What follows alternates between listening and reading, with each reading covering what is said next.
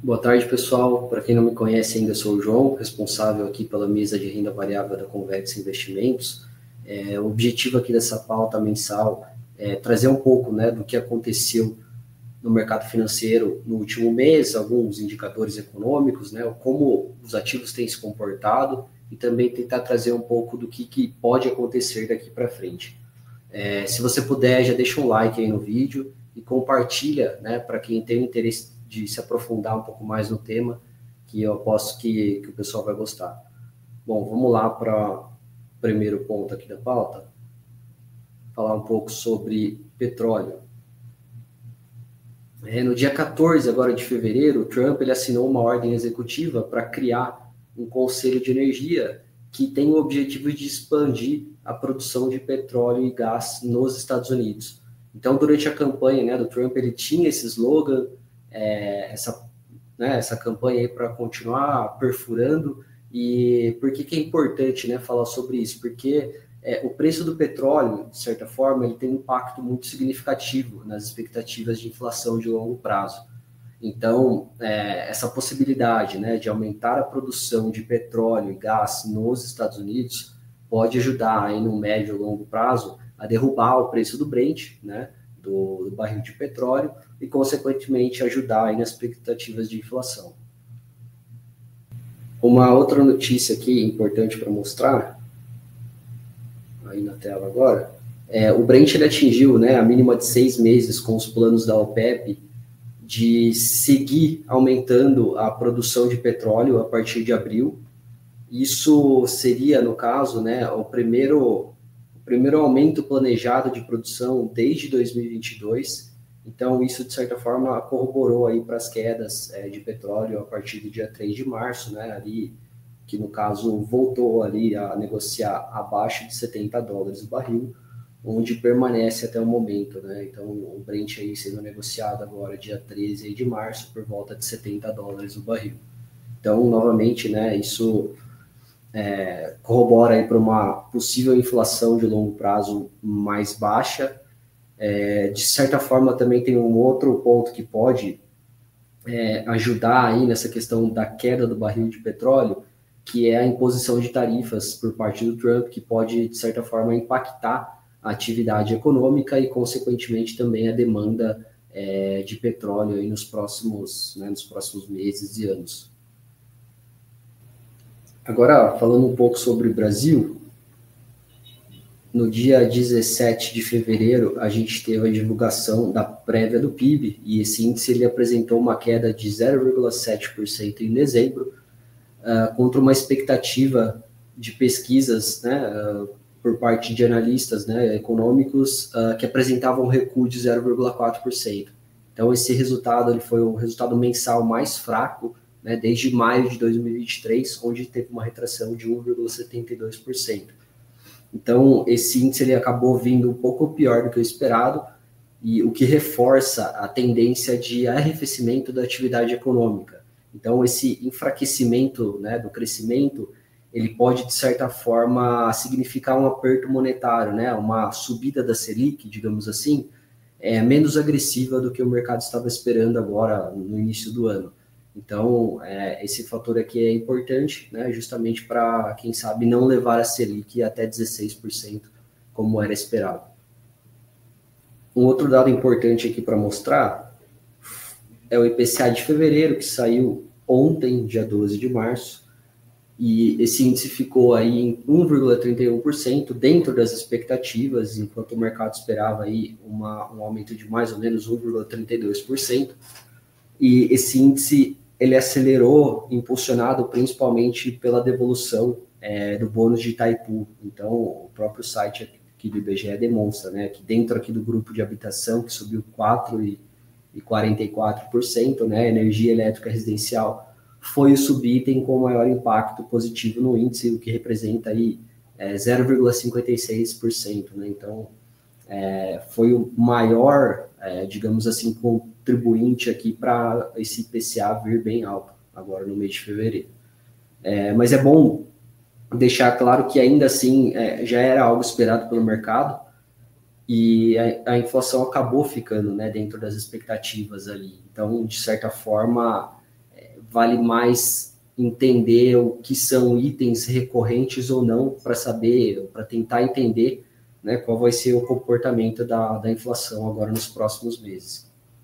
E só fazendo um adendo, né, a situação aqui da alimentação, que é uma das maiores preocupações aí do governo atual, acabou arrefecendo um pouco, né, de janeiro aqui para fevereiro, onde a gente teve uma variação de 0,96%, agora em fevereiro veio um pouco abaixo, né, de 0,70%, mas esse item específico ainda segue muito alto, né, e aí a gente tem que ver quais vão ser os próximos passos aí do governo para tentar controlar essa inflação de alimentos que acaba impactando a população mais pobre. Mas é importante dizer também que agora, para 2025, né, a gente tem uma expectativa de uma safra, né, a safra agrícola, aí, milho, soja, etc., muito forte. Então, isso provavelmente impacte aí numa queda dos preços de alimentos daqui para frente. Agora, no dia 17 de fevereiro, saiu uma pesquisa do Datafolha demonstrando, né, a queda expressiva aí na aprovação do presidente Lula, que despencou de 35% para 24%, sendo esse o menor nível registrado dos 3 mandatos. Essa outra imagem aqui demonstra bem, né, a taxa de aprovação aí desde o primeiro mandato do presidente, e agora a gente tem aí uma taxa de aprovação de somente 24%. Além disso, o presidente ele acabou perdendo também apoio entre eleitores de baixa renda, mulheres e nordestinos, que são bases comumente mais alinhadas ao PT nas últimas eleições.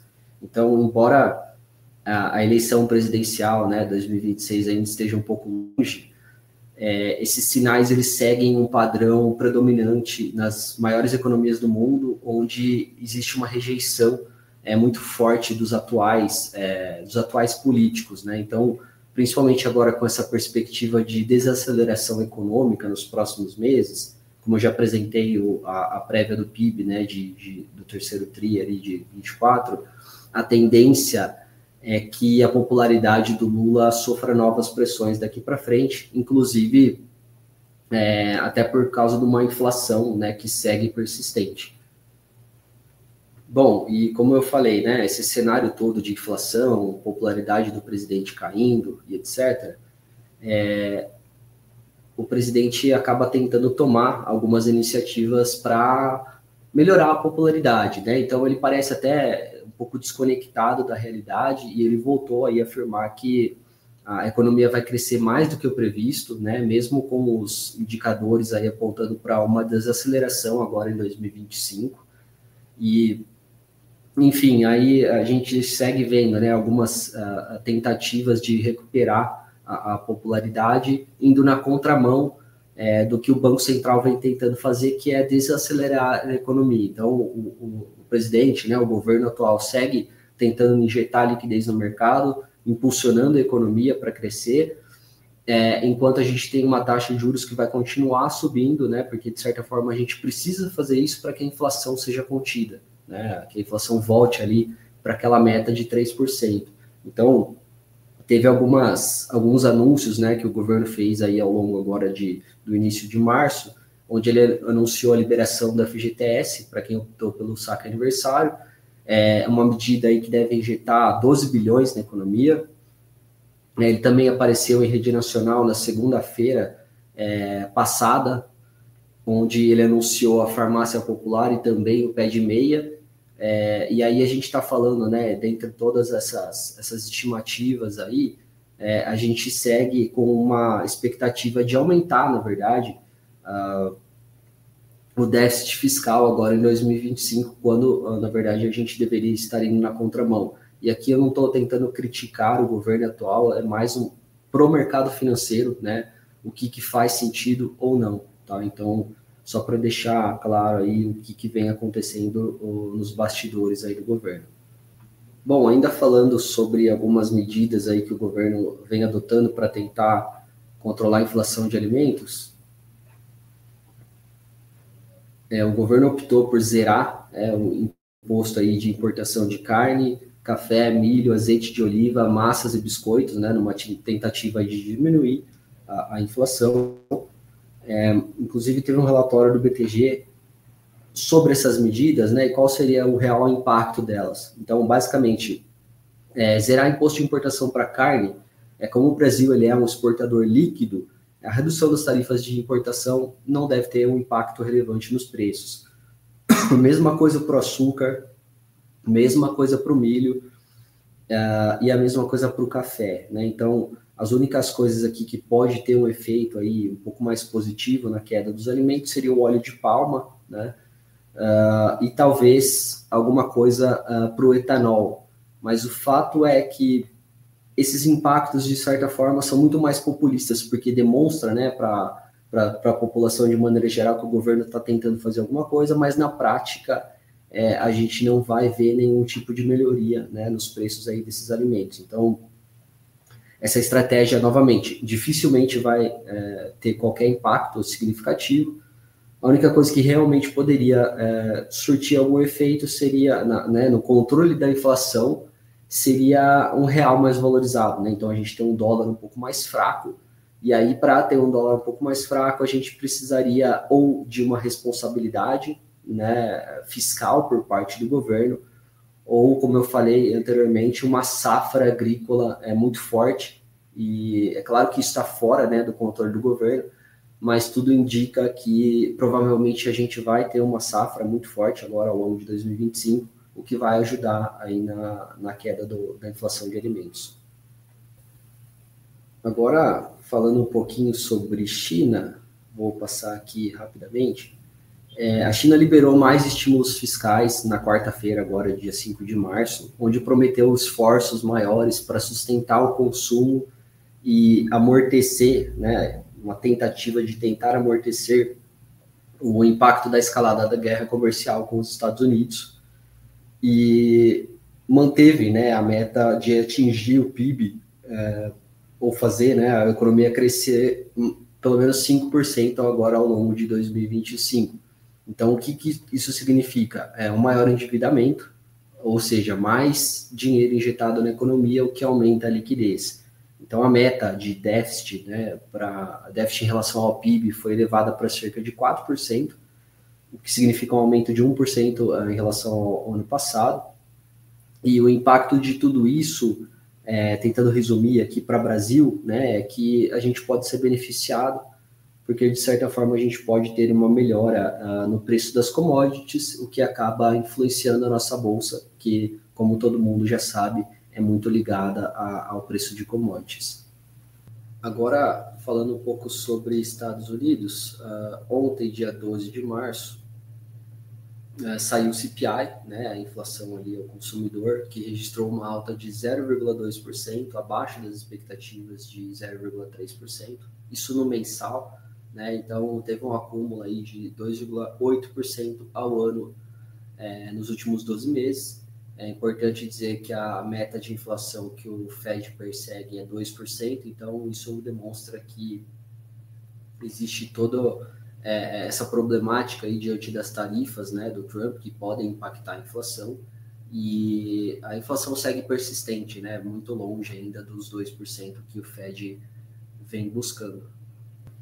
Não só o Brasil, mas os Estados Unidos também vem passando por um problema fiscal significativo. Nesse contexto, o papel do atual secretário do Tesouro dos Estados Unidos vai ser de tentar reduzir o déficit de 6% para 3% do PIB, algo que é muito desafiador. E é justamente aí que entra o Departamento de Eficiência Governamental, o tal do DOGE, né, que, enfim, causou muito alvoroço aí nos últimos dias na mídia, justamente por ter uma abordagem pouco convencional, né, onde eles tentam aplicar uma lógica operacional no aparato estatal americano, né, que é muito grande. Então, essa iniciativa ela tem despertado algumas controvérsias, né, tem toda uma resistência política, e a gente já viu aí uma demissão, né, muito forte ali em alguns setores do governo dos Estados Unidos, o que pode vir a contribuir, na verdade, para uma desaceleração econômica juntamente com a aplicação das tarifas, né? mas de certa forma essa ideia ela se alinha, né, à visão pró-business do Trump, que basicamente tenta demonstrar, né, uma menor burocracia, menor imposto para empresas, né, no próprio Estados Unidos e também uma regulação mais enxuta. Esses são fatores que, como, né, todo mundo sabe, podem beneficiar os ativos de risco, mas enfim, a gente tem todo esse problema, né, de se isso vai conseguir realmente ser implementado ou não. Então, a grande questão é justamente essa, se o Musk ele vai conseguir reduzir esses gastos, né, sem atropelar certas prerrogativas ali do Congresso, ou ou até provocar, né, uma desaceleração muito forte, ou uma desaceleração que não é desejada na economia americana. Nos últimos vídeos eu tinha alertado sobre um ponto muito importante, que era a imposição de tarifas, né, por parte do governo Trump.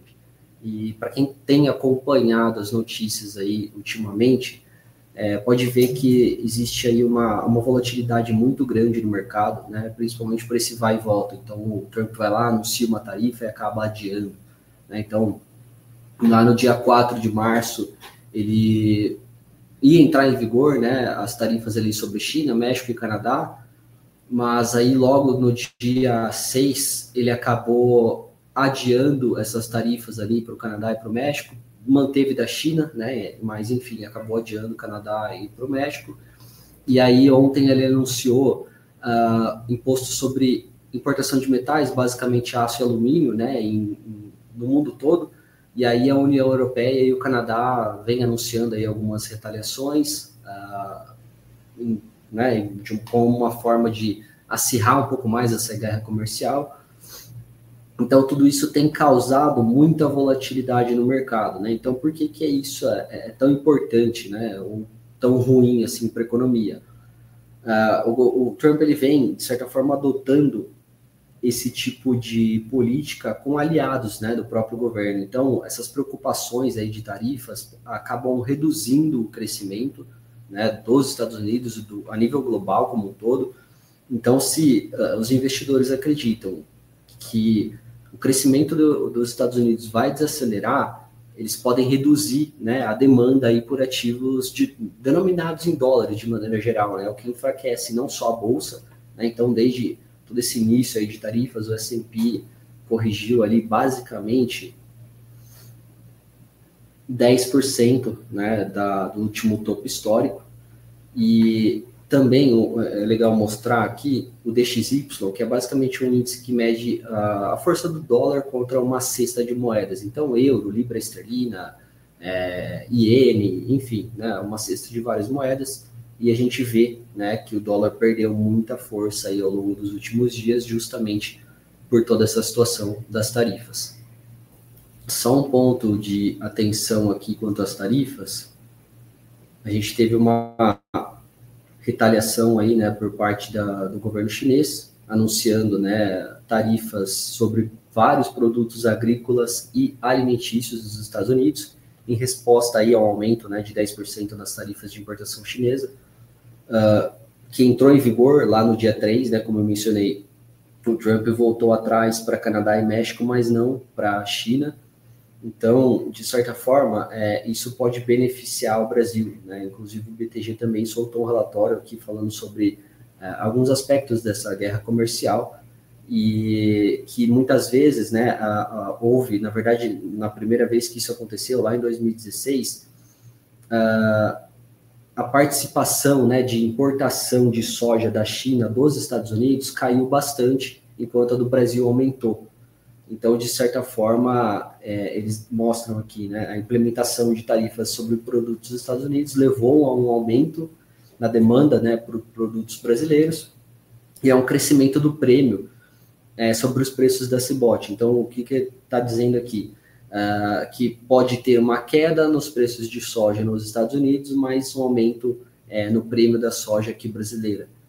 Então, não só da soja, né, mas enfim, o setor agrícola como um todo aqui no Brasil pode ser beneficiado, inclusive o BTG cita algumas empresas que podem ser beneficiadas, né, se essas tarifas aí seguirem adiante.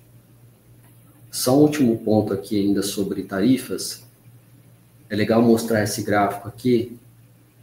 Basicamente, aqui no eixo X, a gente tem né, as bandeirinhas aqui, os países, e demonstra qual é a tarifa aplicada para a importação de produtos americanos, e no eixo Y, a gente tem qual é a tarifa que os Estados Unidos aplica, né, nos outros países.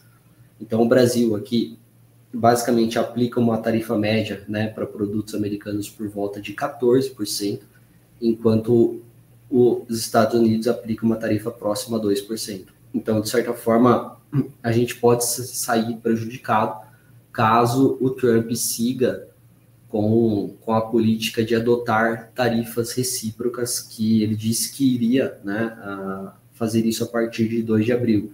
Então, se isso realmente acontecer, a gente pode sofrer bastante, mas é mais provável que essa aplicação, né, de tarifas assim, de certa forma recíprocas, elas aconteçam em alguns setores específicos. Então, por exemplo, a gente viu isso acontecendo com aço, com alumínio, e a gente pode ver também até alguma coisa mais ligada ao etanol.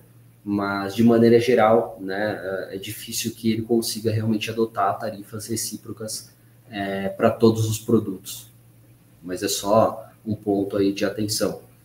E de certa forma é muito difícil, né, manter qualquer texto aqui sobre o assunto atualizado, até porque esses eventos, né, esses comentários aí por parte do Trump, eles têm acontecido praticamente todos os dias, mas o ponto a consequência, né, de todos esses acontecimentos é uma elevação, né, da incerteza aí, no nível de incerteza econômica, e a gente acaba vendo um aumento muito forte da volatilidade nos mercados, que, como eu demonstrei, a gente viu aí, né, no gráfico de S&P também, o dólar, com quedas muito fortes. Agora, vamos falar um pouquinho sobre criptoativo, mais precisamente a respeito do Bitcoin. A gente viu aí uma volatilidade muito forte, né, nas últimas semanas, e isso se destaca principalmente dado todos os temores, né, diante da guerra comercial, que acaba impactando não só ativos tradicionais, mas também criptoativos. Então, toda essa incerteza aí, né, esse cenário econômico, essa desaceleração, né, apresentada aí, inclusive por alguns modelos, de crescimento de PIB mais fraco, enfim, tudo isso acaba corroborando para uma desaceleração, né, para uma piora no mercado como um todo.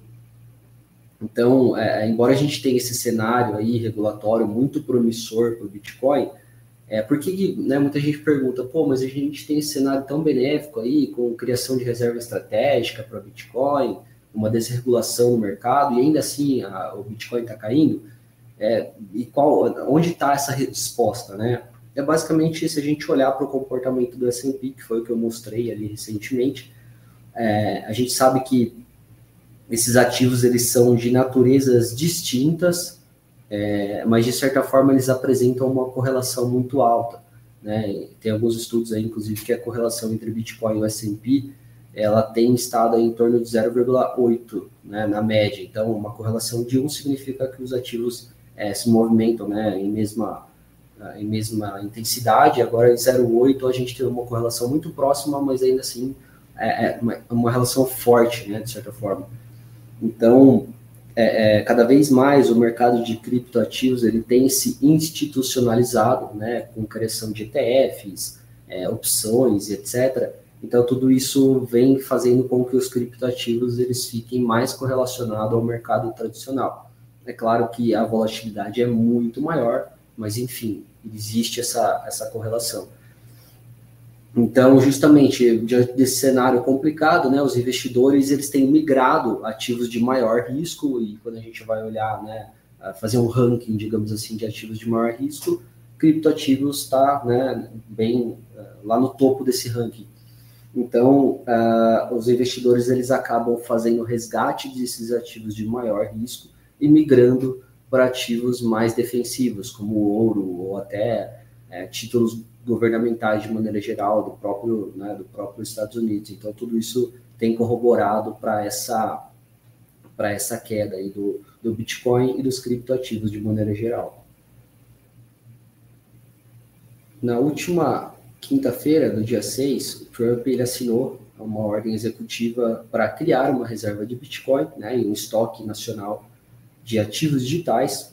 Essa é uma decisão histórica onde posiciona os Estados Unidos como a primeira grande economia a formalmente integrar criptoativos nas suas reservas nacionais. E, de certa forma, isso trouxe aí um alívio para os preços, né, mais ou menos nessa região aqui, impulsionando o preço do Bitcoin. Mas depois, né, teve um anúncio aí que essa reserva estratégica ela vai ser inicialmente composta por uma quantidade de bitcoins que o governo já tem em posse. Então, o governo não vai expandir, né, os custos ali para adquirir mais bitcoin. Então, isso, de certa forma, não vai influenciar o preço como o mercado estava esperando que iria influenciar. Então, isso, de certa forma, trouxe aí um mau humor, e aí o ativo voltou ali e segue, então, negociando ali próximo da casa dos 80 mil dólares. De qualquer forma,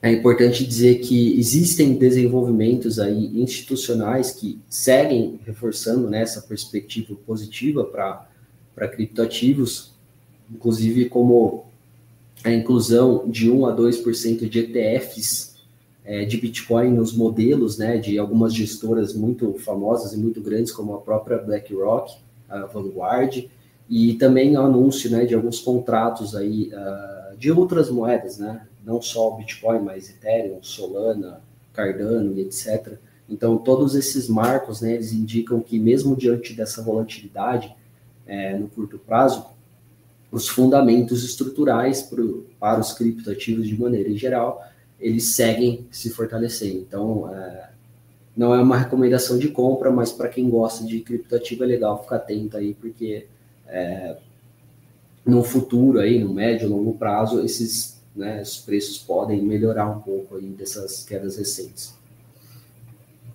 Diante de todo esse cenário complicado no mercado americano, a gente vê alguns bancos voltando a recomendar mercados emergentes e até o Brasil, né? Então, aqui uma notícia, né, falando sobre o wealth do Citibank, que acabou recomendando aí, né, ou dizendo que pequenas e médias empresas americanas, né, o Brasil e a Índia, eles devem bater o S&P. Isso, uma notícia agora do dia 18 de fevereiro. Uma outra notícia agora do dia 26 de fevereiro, também, né, falando aí que para comprar emergentes, né, uma gestora americana também muito famosa, a QGQ Partners, publicou uma carta aí dizendo que mercados emergentes estão muito atrasados, né, ou com valuation muito descontado, então pode, né, existir aí uma melhora nesses mercados. A gente tem uma outra notícia aqui também do dia 10 de março, onde a BlackRock diz que está neutra e otimista com o Brasil, né, isso aqui é um movimento mais tático, e o JP Morgan também elevando as ações do Brasil para compra. Então, né, de certa forma, a gente vê aí os maiores bancos, né, dos Estados Unidos recomendando o mercado acionário de empresas emergentes por causa de uma situação muito difícil que está se passando lá, né? Então, pode qualquer fluxo, né, de saída de big techs que respinguem aqui nos mercados emergentes podem fazer com que a bolsa ande e ande bastante, né? Claro que a gente não sabe quando nem se isso vai acontecer, mas essas notícias aqui indicam que a gente pode ter uma expansão de múltiplos aqui da nossa bolsa no Brasil. Eu falei bastante sobre fundos imobiliários nos últimos vídeos, eu queria mostrar uma notícia aqui a respeito, né, de que os estrangeiros eles estão crescendo, né, a posição dos fundos imobiliários, mas ainda existe um mercado, né, muito grande na mão das pessoas físicas. Então, basicamente, 76% do mercado dos fundos imobiliários seguem com investidores, pessoas físicas. Então, é justamente isso que traz essa volatilidade toda para os ativos. Vou mostrar o gráfico aqui de FIX, onde a gente viu uma queda muito acentuada, né, muito forte mesmo aqui em dezembro, novembro. A gente viu uma volta muito rápida ainda em dezembro, a gente viu uma queda muito forte de novo aqui no começo, né, em janeiro, e agora fevereiro e março os ativos voltando muito forte, né, a gente vê vários dias aqui seguidos de alta. Então, muitas vezes a pessoa física ela não tem tanto conhecimento, né, e acaba se desesperando e vendendo o ativo a qualquer preço. E aqui a gente está falando de fundos imobiliários, né, muitas vezes a gente só tem ativo bom ali dentro, fundos com nenhum tipo de inadimplência, onde os dividendos mensais ali seguem estáveis, mas o preço da cota às vezes acaba caindo de uma maneira exagerada. E a pessoa física muitas vezes acaba vendendo isso a qualquer preço, né? Mesmo que seja uma venda que não faça sentido.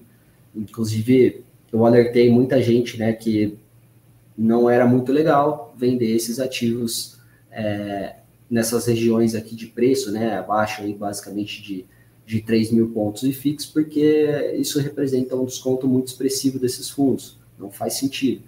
E a gente viu essa volta, né, então foi uma decisão, poucas pessoas, né, conseguiram manter o ativo, mas quem manteve, né, os fundos imobiliários ou até aproveitou para comprar mais cota nessas regiões aqui, acabou sendo beneficiado. Então, só reforçando aqui, né, novamente uma questão muito mais psicológica, que tem que tomar um pouco de cuidado, né, ao sair vendendo ativos bons a qualquer preço só porque ele está caindo, né? A gente tem que agir de uma maneira contrária, na verdade, e se o ativo for bom, né, a gente tem mais aqui aumentar a posição e esperar, né, para que o ativo possa voltar em um patamar de preços bom e, quem sabe, realizar uma venda, né, se não for para o teu perfil, né? Então, acho que é legal ficar atento aí nesse ponto. Vamos lá para o Asset Strategy agora. Bom, eu já falei, né, sobre os acontecimentos aí, tanto dos Estados Unidos quanto do Brasil ao longo do mês de fevereiro. Só queria mostrar, né, que as estratégias aqui de alocação, elas, né, seguem as mesmas, né, então o BTG optou por não mudar nada aí na alocação dos ativos agora para o mês de março, e só para mostrar também a performance agora no mês de fevereiro, então a gente viu ali renda fixa de maneira geral subindo, né, com exceção do prefixado longo, que acabou caindo aí 0,97%. A gente teve uma performance aí dos fundos multimercados indo muito mal, né, muitas vezes até prejudicado por toda essa volatilidade, né, a gente acaba sofrendo um pouco mais. O mercado de ações aqui em fevereiro também sofreu muito, né, com exceção de utilities, aqui eu estou falando de papel de saneamento, né, de energia, de maneira geral. Como eu mostrei ali no gráfico, fundos imobiliários subindo 3,34% no mês. A gente teve também uma apreciação aí do câmbio de 0,69% e uma queda muito forte nos criptoativos de basicamente 20%. Enquanto o ouro, né, diante aí de questões geopolíticas, acabou subindo aí 2,12%. Então, só reforçando aqui, né, fevereiro a renda fixa com bom desempenho, prefixado longo sofreu aquele 0,97% por causa de uma abertura na curva, né, no vértice mais longo ali, os vértices mais 2031, 2032, então acaba sofrendo mais. E aqui em renda variável, né, um único retorno positivo para o setor de utilities. E aqui só demonstrando novamente, né, as alocações por classe de ativo, e não tivemos, a gente não teve nenhuma mudança, tá? Nem para conservador, nem para balanceado e nem para sofisticado. Então a posição aí segue a mesma. Só para fechar aqui, agora na semana que vem a gente tem a decisão do Copom, né, onde provavelmente a gente vai ter mais um aumento de 100 bips na taxa Selic, que atualmente está em 13,25%, e vai aí para 14,25%. E após isso, né, segue aberto aí a decisão do Copom para a gente entender se isso vai, né, continuar subindo ou não. Mas é bom reforçar que o dólar voltou bastante, né? Segue ali na casa dos 5,75, 5,80, o que corrobora um pouco, né, para que a gente não tenha uma taxa Selic tão alta. E também a gente viu aí uma desaceleração no mercado de trabalho ali em dezembro, né, com o CAGED, e também uma desaceleração do PIB no último mês do ano passado. Então, todo esse cenário de uma desaceleração agora, e quem sabe uma inflação ali um pouco mais baixa agora nos próximos meses, a gente possa ter uma Selic ali terminal, né, em 14,25%. Eu acho difícil isso, mas dificilmente também a taxa Selic vá para 16%, 17%, que era o que o mercado vinha dizendo ali no começo do ano, né? Então, o cenário acabou sendo melhor do que a gente esperava, né, em relação aos últimos 2 meses. Inclusive, a Bolsa subiu forte em janeiro, mas devolveu tudo agora em fevereiro. E agora é ficar atento aí aos próximos sinais para sempre tomar, né, boas decisões. Bom, esse mês é isso. Novamente peço que vocês dêem um like, compartilhem aí o vídeo para, né, que mais pessoas possam se inteirar a respeito do mercado. E até a próxima.